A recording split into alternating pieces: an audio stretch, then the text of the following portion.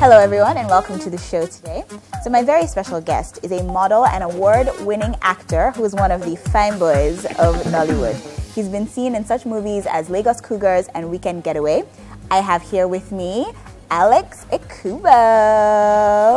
I must say your wife here has an amazing body in a bikini. Her body is banging! Well, technically, she's mine. I had her first.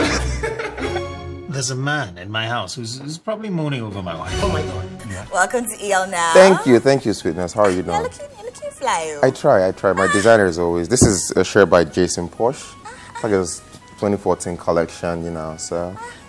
How do you spell your name? Is it really with two X's? Because I get confused. I've seen it with one X. I've seen it with two X's. Please, break that down. Thank you for clearing this up real quick. It's Alex with a double X, XX. The second X is for extra large.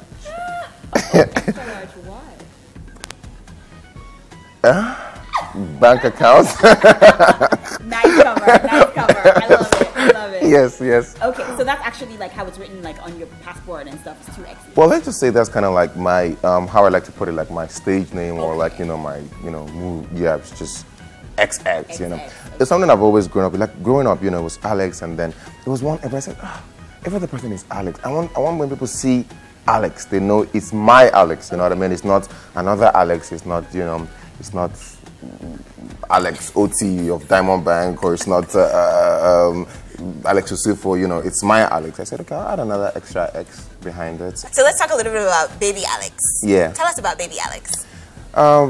Growing up for me was very, very privileged, and a lot of artists or entertainers or performers, when they're asked to talk about their childhood, we trekked from Mushin to Isolo, we didn't have shoes, we didn't, no disrespect to them, but I had a very good childhood. I had a privileged childhood. We had vacations, I had privileges, I got what I wanted. Safe to say I was born with a silver spoon. Somewhere along, my life, I lost the spoon. So I'm still trying to find back that spoon. It's rubber, it was clay at one point. It was hands at the other point, So growing up was really fun for me. And I grew up in a very close family, my dad, my mom, my sister, my baby brother, my baby sister, very religious, typical traditional family.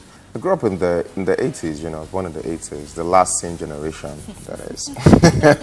We had the best of childhood, where we had to wait till 5 p.m. for the TVs to start, for the cartoons and all of that. What cartoons did you watch? Oh, I watched Voltron, I watched Super Ted. Oh my goodness, Super Ted.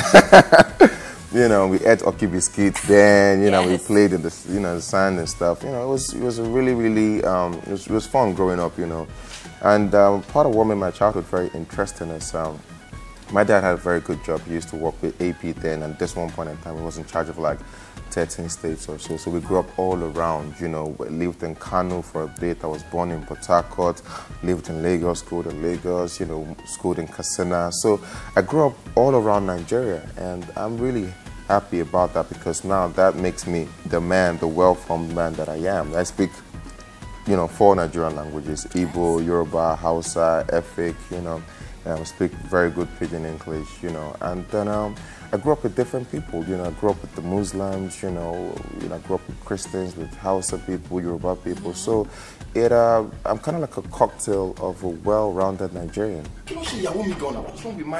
Besides your culture, you're obviously an Igbo boy, are there any other cultures that you identify with in particular? It's very hard and disheartening for me when I see people dividing Nigeria in the name of culture and tradition, because first off, you don't get to choose where you're from. This is not like an eatery where you walk in and say, I want fried rice, I want jollof rice. Oh, I want jollof rice right now.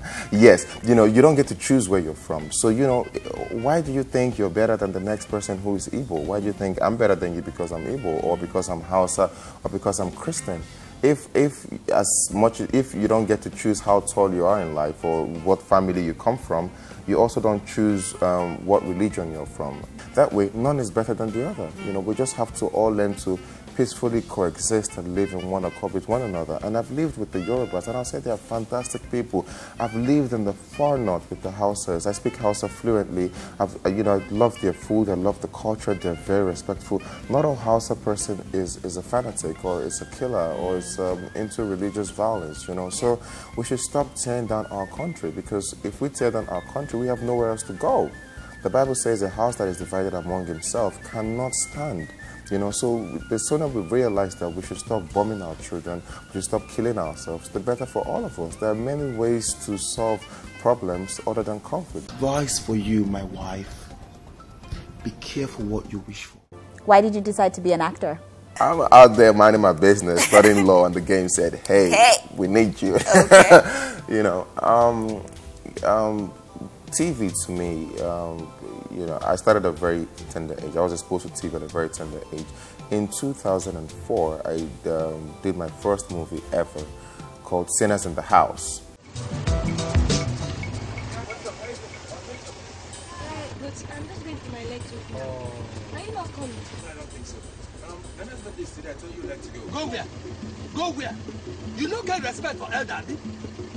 If you don't come out there now, go take that and design your leg. You chaka. You. Okay. A movie produced and directed by the governor himself, Lancelot Ojuwa-Emerson. Now, what had happened was, what had happened was, we live right next to him, and then at a very tender age, they'll come and film in our house. You know, I'd seen all those fantastic actresses and actors like Lantilis Benson and Ngozi Zionu, Ashley Wonsu, God rest his soul, Justice Asiri, God rest his soul, Sam Lokefe, God rest his soul, you know, the likes of Almost Sexy, Motola then, you know, come and act in our house, and, you know, I was really fascinated by the arts. And when I said to him, I said, oh, Uncle Lance, I fondly call him, I'd like to do this, you know. He said, okay, really? Okay.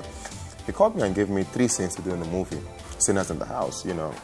Empress is in that movie, by the way, Empress in Jama, you know, and I did that, and I was so happy and thrilled. I just went about my business, and I went back to school. Then I was in the University of Calabar, studying law. And then next time, my mom came to see me for Christmas break and said, oh, here's 3,000 Naira Lancelot put in an envelope for you as your artist fee. Like, artist fee? Wow! This is so cool, you know. And so that's my first ever appearance on TV. Fast forward to 2010, the chance to be a part of Mr. Nigeria came, and I emerged a runner-up. And after that, you know, it's just been movies after movies and TV series. I did Tinsel. I did my first official movie, Ladies Men, marketer's movie.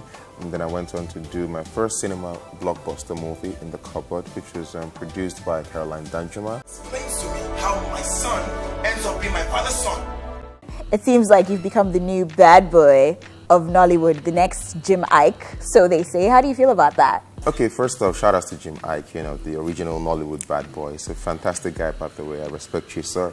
But, you know, we all have our lanes, you know. I'm like BRT boss. I'm in my own lane. I'm just, you know, doing me and, you know, not trying to be anybody or try to steal anybody's shine, you know. So, I can't change the way people think or feel about me, you know. I can only put on the clothes I want to put and say what I want to, but how people perceive me is totally up to them. So if they think I'm the next bad boy, well, you know, you better cap fits, you know what they say.